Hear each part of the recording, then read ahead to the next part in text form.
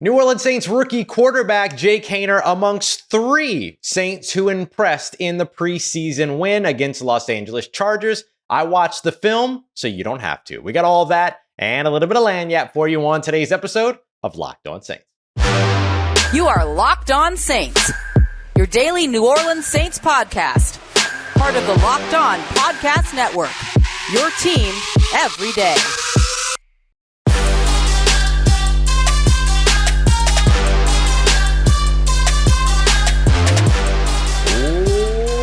What is good, Who Dat Nation and Who Dat family? Welcome in to another episode of Locked On Saints, your daily podcast covering your favorite team, the New Orleans Saints. Part of Locked On Podcast Network, your team every day. Thanks so much, as always, to all you everydayers out there making Locked On Saints your first listen of the day every day. Don't forget that you can always subscribe and follow on YouTube or wherever you get your podcast so you never miss the latest episodes. And if you want to keep the conversation going one-on-one with me, as well as take part in our exclusive film studies, exclusive Q&As, inside and early information, and much more, you can head over to joinsubtext.com/LockedOnSaints today to join a community that I would love for you to be a part of. As always, I'm your host, Ross Jackson, at Ross Jacksonola on your favorite social media, your New Orleans Saints expert, credentialed member of the media. You can find me as a senior writer and reporter over at Saints News Network, Sports Illustrated's Fan Nation site covering the New Orleans Saints, every Tuesday on the Locked On NFL podcast, and of course here with you every single Monday through Friday, and then some on Locked On Saints. Today's episode of Locked On Saints is brought to you by our friends over at Gametime. Download the Gametime app, create an account, and use the promo code Locked On NFL for $20 off of your first purchase. Last minute tickets, lowest price guaranteed. On today's episode of Locked On Saints, it's Tuesday, which means I watched the tape, I watched the film, so you don't have to. You can just come here, sit back, and enjoy the notes. If you do want to get a look at the tape and see me drawing all over it, talking about it, all of that stuff, you can head over to joinsubtext.com/LockedOnSaints. Get joined up there to see those here. I'm going to bring you all the notes. We're going to take a look at a player who impressed when we all wanted him to, a player who impressed when he needed to, and a player who impressed when he should have and really came up above expectations. That player is rookie quarterback Jake Haener. Jake Haener's first preseason game, not great, not the guy that we saw all throughout training camp and all that, but this one in game two, much, much better. We're talking about 11 completions on 17 passes, just over 110 yards. Should have had, 3 touchdown passes by the time it was all said and done, but Lucas Kroll dropped one in the end zone. You saw one get called back because of a penalty. Bryan Edwards dropped one in the end zone. There was one where he and Bryan Edwards had just didn't connect on a fly route to the outside left. That maybe could have gone for a touchdown. So you can see the moments were there. But as you watch Jake Haener, there's some things that you should really, really like about him, and a couple of things that need to get fixed as well. I'm really excited, and I was actually talking to Deuce Wyndham, who's doing his own film studies over on YouTube as well. Make sure you go and check those out, about Jake in all of this. And we were talking about how excited we are about watching a young quarterback develop. And it just really made me think, like, we've got hurricanes in Los Angeles. We've got indoor games that are nearly delayed because of lightning delays. We've got an earthquake right before a game. And now we've got a rookie quarterback in New Orleans that everybody's excited to watch develop. So it's either the best of times or the end of times, but here we are. It's really, really fun nonetheless. So let's take a look at what Jake Haener was able to accomplish over this time. So the thing that I want to highlight first is that Jake Haener is very, very heavy in his delivery to the right of the field. And I think that maybe that's more of a symptom of what the New Orleans Saints are calling for him, kind of giving him some half-field read type situations, even though they're not always, but still those half-field read type situations. And they're leaning a lot of that to the right. The screens go to the right. The flats go to the right. Sometimes the emergency kind of safety blanket route is to the right and all those other things. So I'd be really curious to kind of see them bilateral that, maybe going up against the Houston Texans. That could be a building a tendency thing that they look to break during the preseason with him. Could just be comfort, right? He's a right-handed quarterback, so obviously him looking to the right is more natural, but you definitely want to see him develop a little bit more all the way across the field. The thing that I do really like about Jake Haener, though, is that his release is so compact. He's got some mechanics things to work on, but his release is so nice, so compact, so tight, that he can get the ball out quickly. He averaged about 2.67 seconds per snap, per snap when it came to time to throw. So that's from the snap to throwing. It's one of the reasons why he only saw 3 plays under pressure in this game, while Jameis Winston saw 9, his average time to throw 2.98.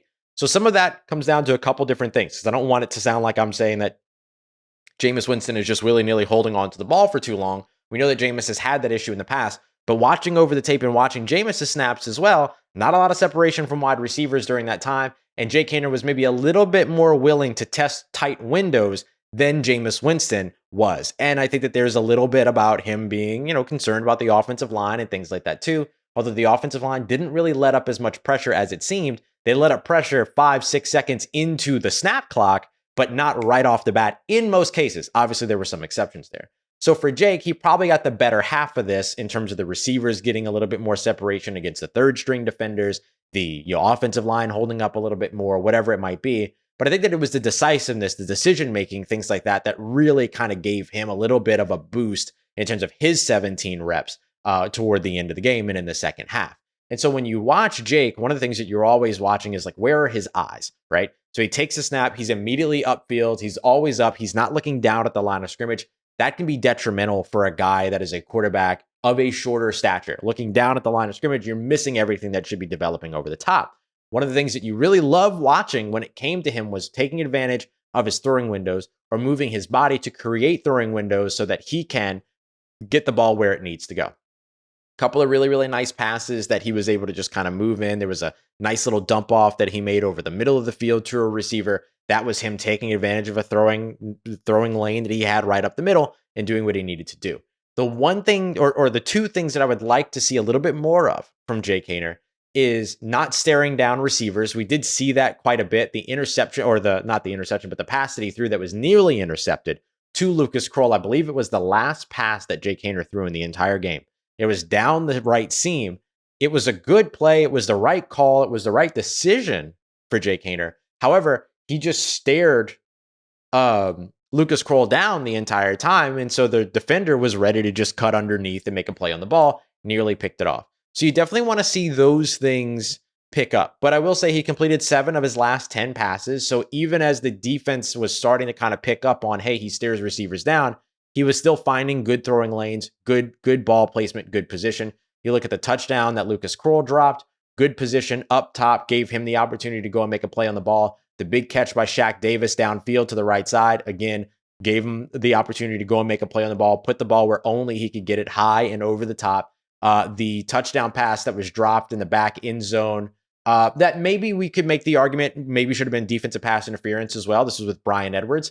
Beautifully placed pass right over the top on the fade route, dropped right into the bucket for him, but the defender had grabbed Bryan Edwards' right arm and pulled it down. That forced the incompletion, but you got to be stronger than the defender too. You got to want that ball. So I think that there's some things there that you see from Jake that you really, really like. One other note that you want to see him kind of develop over time, in addition to what we just discussed with staring down receivers, is use those eyes to move safeties, use those eyes to look to one side of the field to open up something on the other side of the field. We haven't seen a lot of that from him just yet, but that will come in time with development when he gets comfortable with NFL speed, all of that. But overall, a very impressive day for Jake Haener, who took a lot of heat last week and came out this week to show you, hey, here's the guy that everyone had been talking about all throughout Saints training camp. So it was great to see that from Jake Haener. Really, really nice response to the struggle that he had last week, even though he really started to rebound last week against the Kansas City Chiefs as well. All right, coming up next, we're going to take a look at the player that impressed when he needed to. That's linebacker Jaylon Smith. Fantastic game for Jaylon Smith. Let me tell you why. We got that coming up for you as we continue on with today's episode of Locked On Saints, part of Locked On Podcast Network, your team every day. Today's episode of Locked On Saints is brought to you by the Gametime ticketing app. Gametime is the place for those last-minute ticket deals. Don't worry about planning out for months in advance and all that. Gametime has tickets available for any event you want to go to right up to the day of the event itself. And you can get exclusive flash deals as well on things like football games, basketball games, baseball games, concerts, comedy, theater, and much more. And you also be able to take advantage of the fact that they are the fastest growing ticketing app in the country. And that's for a good reason. You get images from your seats before you buy, so you know exactly what to expect when you get there. You can buy tickets in a matter of seconds. Download the Gametime app, create an account, and use promo code LOCKEDONNFL. You're going to get $20 off of your first purchase. Terms apply. Again, create an account and use that promo code LOCKEDONNFL for $20 off. Download Gametime tickets today. Last minute tickets, lowest prices guaranteed. All right, family, continuing on with today's episode of Locked On Saints. A guy that impressed during Sunday's preseason win against Los Angeles Chargers exactly when he needed to.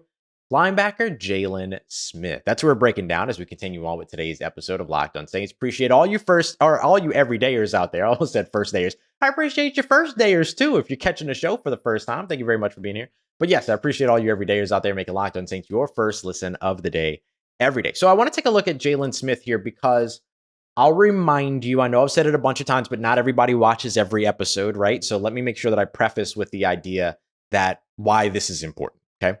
Jaylon Smith having a good performance on Sunday might have sewed him up a roster spot with the New Orleans Saints. Like, I wouldn't be surprised if we don't see him play against the Houston Texans because he's Gucci. He's good. He's set. He's fine. He's going to be all right, as we were talking about in yesterday's episode. I do think that there's a good chance that Jaylon Smith solidified his spot on the 53-man roster. Why? Because Dennis Allen said it over and over again that they were looking for that off-ball linebacker to be behind Mario Davis and Pete Werner, and they didn't have that guy on the roster yet. And that probably perked up some guys like Nephi Sewell and DeMarco Jackson and others around like, yeah, okay, here's my opportunity. But then Jaylon Smith got in the building, and Jaylon Smith has since kind of leapt into our expectation is into that potential off-ball linebacker backup role, which is a fantastic player to have in that role. I don't expect to see Demario Davis next week. The Saints have canceled their joint practices with the Texans. He's certainly not marching out there during the game for the Texans. I think you just keep Demario Davis, you keep Marshawn Lattimore on a nice little shelf, and you keep him up there until the season starts. And that's a good way to go. And so seeing what Jaylon Smith did last night or on Sunday night was excellent. And so what was it that he did? Ross, shut up and tell us. Okay, I'm getting there. So the thing that was most impressive to me about Jaylon Smith was not that he covered John Hightower on an out to the field side and was able to get there in time to break up a pass, but it was his instincts. It was his trusting his instincts. It was his ability to read and react. So this was a big breakdown that we did for subtext. And so if you want to see examples of it, it's there, but allow me to explain to you. Jaylon Smith does a really wonderful job of reading play flow as opposed to reading the play, right? So instead of him waiting to see, okay, that's a handoff and the running back is going to the left, so I'm breaking to the left. He's not doing that. He's watching the offensive line. So there's a fantastic play that is going, it's a play flow to the right. He's sitting back and watching the play develop. Once the ball is snapped, the first person that moves is actually the right guard, aside from the center. But the first person that moves is the right guard. And what happens is that the right guard stands up and starts to turn left all at the same time. Like he's coming up and moving to the left. And so as he's doing that, you see Jaylon Smith recognize that and go, they're running to the right, right? Remember, it's defensive right, offensive left. So for the sake of this conversation, I'll strictly focus on the run direction on the offensive side to the left. So he's watching that play flow start to go left. So what does he do? Beelines immediately. So not waiting for the handoff, not waiting to see if it's a play action, not waiting to see if the running back is going to be getting the ball. If he's got to change course, he'll change course, but be right on the first instinct. And he was. So he ends up pushing and climbing the lateral direction of the line of scrimmage, getting in toward the outside and causing a guard who is also pulling, or an offensive lineman who's also pulling, to choose. Do I block Jaylon Smith or do I block Malcolm Roach? And I'm not completely convinced that offensive lineman even saw Malcolm Roach because Jaylon Smith came screaming over the top. Jaylon Smith engages with the blocker. Malcolm Roach cuts underneath. Boom, tackle for a loss. That's not going to show up on the stat sheet because Jaylon Smith didn't make the tackle, right? It's not going to show up on the stat sheet. However, this is what you want to see. Not just can you go out there and make the tackle, which we watch him blow up Joshua Kelly on a 5-yard pass. We saw his ability to go sideline to sideline on that coverage to John Hightower. But now being able to also watch him climb the line of scrimmage, move laterally up the line of scrimmage, draw in a blocker, open up an opportunity for someone else. And on two different plays, two different run plays going to the offensive left side, watching him trust, this is the way that the play is going. This is the direction that the play is going. Let me get there. Those are the things that come with veteran experience. He's not waiting and reacting to what the actual action of the play is. A handoff, mesh point, is it going to be a play action? He's not waiting for all that. He's watching these linemen break out of their formation and go to the side where the ball is going, and he's reacting to that. And so his ability to read that and react to it is what allowed him to be ahead of a couple of different run plays. That has nothing to do with coverage, right? Like, that's just him being a linebacker and doing the thing that he needs to do. So you saw the coverage when his ability to take away that out route to John Hightower, which is not an easy route to cover, especially as a linebacker. That was another one that he saw developing, had the instincts, trusted his instincts, broke on the receiver, got in position, made the play. Maybe he hooked the right hip, but you know what? When your offense and your team has been called for 14 penalties for 141 yards, I think it's okay if one sneaks by, right? And in either case, and in any case, even if he would have been flagged for that, still would have been a good play in terms of his recognition and breaking on the ball. So now you have a clear option as an off-ball linebacker who can help you in coverage, but who you're not losing any of that run game prowess as well. He's a solid tackler. He's a solid coverage player. He's probably not going to win much as an edge rusher, or not an edge rusher, as a pass rusher, but we have seen them rush the passer with him. He blitzed once during this game, blitzed right up the middle, occupied some people, things like that. We've seen him blitz during training camp as well, particularly against the Chargers in those joint practices when we were out in Costa Mesa. But now you're also seeing like, oh, wow, okay, there's another backup linebacker that can cover and that can give you a guy that can still be sound in his fundamentals, trust his instincts, and make plays in the run game. Do the base minimum things, right? The foundational things that need to be done on the field. You're not sacrificing that if you need Jaylon Smith to come in. So I think Jaylon Smith has sewed himself up a roster spot, and I'd be willing to write it in pen at this time. And I feel really good about that. I think that you should too. I know that this was a position that the New Orleans Saints really needed to be able to address and figure out, and just having one more guy that can go out there and help from the back or help in the second level as a backup. They found that guy, I believe. And that guy is Jaylon Smith. Finally, one more player that I want to discuss today who impressed exactly when we wanted him to, offensive tackle Trevor Penning. Did you think he had a bad game? Because he didn't. Let me tell you why as we continue on and wrap up today's episode of Locked On Saints, part of Locked On Podcast Network, your team every day. Today's episode of Locked On Saints brought to you by our friends over at eBay Motors. eBay Motors has teamed up with Locked On Fantasy Football co-host Vinny Iyer to bring you some of the best fantasy football advice that you're going to get every week, all season long. So whether you're prepping for the draft or scouring the waiver wire, every week we're going to give you the players that are going to be a guaranteed fit for your roster. With draft prep underway for this upcoming season, let's see who Vinny has picked out for us as this week's eBay Guaranteed Fit fantasy pick of the week. Let's start off here. If you're looking for a player to take in fantasy football who's going to spark their new team's offense and also help you pick up a victory, of course, as well, then you can use a luxury pick on Jaguars wide receiver Calvin Ridley. Ridley has looked sleek during his first training camp in Jacksonville and is ready to rev up again after his time in Atlanta came to an end, taking full advantage of riding the riser in Trevor Lawrence as his quarterback. Vinny Iyer of Locked On Fantasy Football is going to help you win your fantasy football championship. eBay Motors knows that a championship team is all about players being the perfect fit. The same goes for your vehicle. With eBay's guaranteed fit and over 122 million parts and accessories for your vehicle right at your fingertips, you can make sure that your ride stays running smoothly. You need air filters, brakes, batteries, tail lights, alternators, shocks, struts, you name it, eBay Motors has it. And they'll make sure that it's the right fit for your car, because eBay Guaranteed Fit helps you find exactly what your vehicle needs the very first time. So go forth, switch gears, crank the AC, and say goodbye to sweating if your ride just needs a little fixing up, because now you'll always be set for success from the get-go. With eBay Guaranteed Fit, everything that your vehicle is calling for is just a click away. For all the parts and accessories that fit your vehicle, just look for the green check mark. Get the right parts, the right fit, all at the right price at eBay Motors. Let's ride. eBay Guaranteed Fit available only to U.S. customers. Eligible items only. Exclusions apply. Let's Let's get it, Who Dat Nation. Wrapping up today's episode of Locked On Saints with the guy that impressed exactly when we wanted him to, and that was left tackle, offensive lineman Trevor Penning for the New Orleans Saints, the second-year tackle who is expected to be the tackle of the future for the New Orleans Saints. Has not had a lot of opportunities, right? Missed the first 12 games of the season last year, then didn't really start until the very, very last game of the season last year, and then bookended his year with 2 foot injuries. So there's a lot of concern, or a lot of question marks, let me say, around Trevor Penning going into the 2023 season. Will he be healthy? Can he be healthy? Will he be able to stay healthy?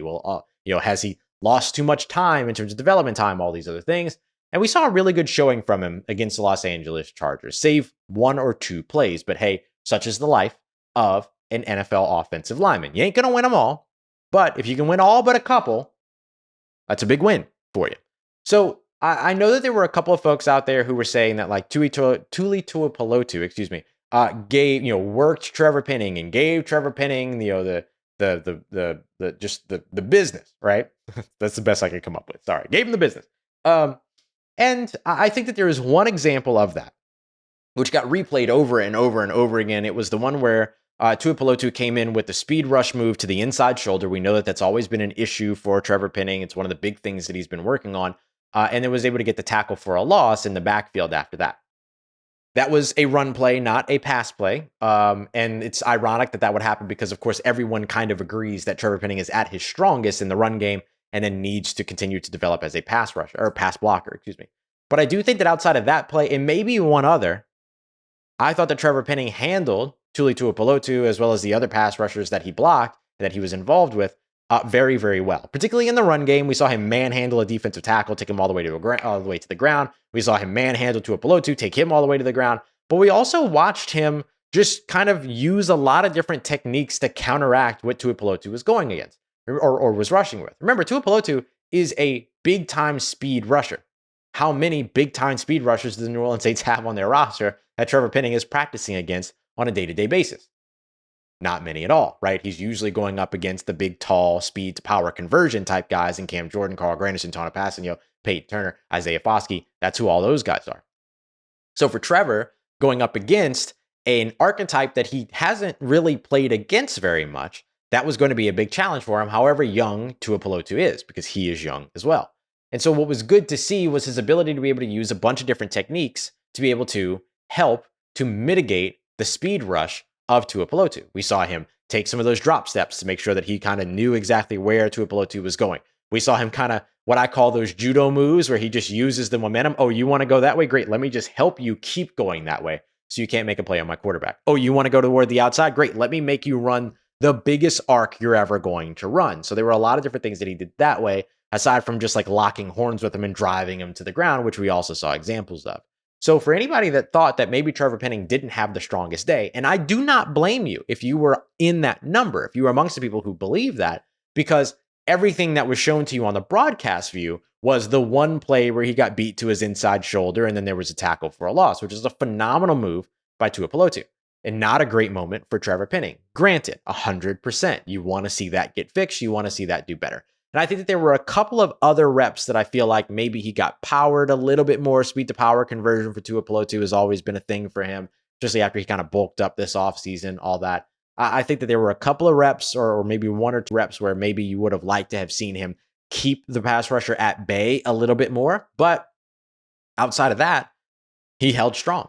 Pro Football Focus, even though the grades aren't usually something that I would pay attention to, particularly when it comes to offensive line and secondary, but you can see the raw numbers. 0 pressures credited, to Trevor Penning.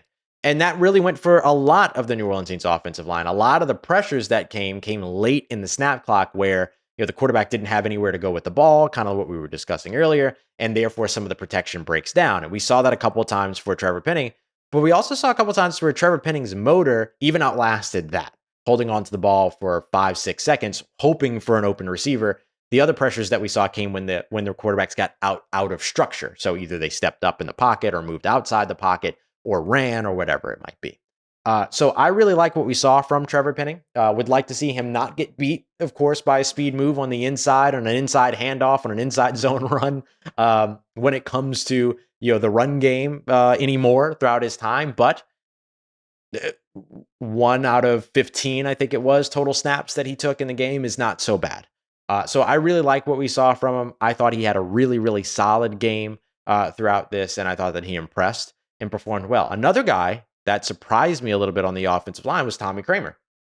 Tommy Kramer played, I think, the most snaps. I think it was the most snaps out of any offensive lineman, or amongst the most snaps out of any offensive lineman. Didn't allow a single pressure. Again, outside of things that happen outside of structure, where the pressure isn't really generated because the offensive lineman got beat. It's just that the pressure was generated because the ball stayed alive for a long time in the backfield and all that. So that's good news for the Saints. I've been very critical of the offensive line depth. So I'm perfectly happy to say when there is somebody doing well in the offensive line, particularly at a depth position. But I do think that the Saints still have a lot to address there, and hopefully we'll have the opportunities to be able to do so, whether it be after roster cuts, before roster cuts, however it is they choose to go about it. But in terms of seeing what their starting offensive line is going to be, Trevor Penning, either James Hurst or Andrus Peat at left guard, Eric McCoy at center, Cesar Ruiz at right guard, and then Ryan Ramczyk at right tackle. I think that unit, as we see Trevor Penning consistently taking steps forward and consistently performing well, I think that as we see that continue to tick up, there's a lot of reasons to be excited about what you're going to see from this New Orleans Saints offensive line. So good stuff from Trevor Penning, good stuff from Jaylon Smith, good stuff from Jake Haener as well. I did my episode yesterday all about the players that needed to show more. So it was nice to be able to come back to this episode and be able to tell you more about who did well and who impressed after the film review and the film breakdown. I'm really happy to highlight those 3 guys, although they were not the only ones that stood out. Those were the 3 notable players that I wanted to bring to today's episode. If you want to see a little bit more, join subtext.com/LockedOnSaints, free for 14 days, $4.99 a month after that if you want to stick around, but it gives you access to all of the exclusive film study stuff that we're doing, as well as your ability to text with me, inside information, all that other stuff is there too. Trying to make sure that I'm bringing you something that's unique while you're, doing a little bit of a bonus in terms of like continuing to support the show. So I really, really appreciate that. Coming up later on today, we'll have our live show once I get back home. Remember, the Saints are practicing in the afternoon today. So they're practicing until about like 6:10, 6-ish. And so I probably won't be back at the house until like 8. But right after that, as soon as I get home, we'll start our live stream and then we'll get everything started. If I don't just stream from the Dome again, I might just do that again. Oh, no, they're not at the Dome. They're not at the Dome. Sorry. Evening ones are usually at the Dome. We'll be at the facility. So as soon as I get home, we'll go live and get you all caught up with everything you need to know from today's practices. Appreciate you as always, all you everydayers out there making Locked On Saints your first listen of the day every day. And I thank you very much for making me a part of your day, part of your routine, for saying yes to me and the show. As always, if you see me, say hi. And if you need anything else around your New Orleans Saints in between these episodes, make sure you follow me on your favorite social media at Ross Jackson, NOLA. Hit me up. Let me know how the family's doing. Let me know how you living. Let me know how your mom and them. And trust you, that nation. I'll holla at you.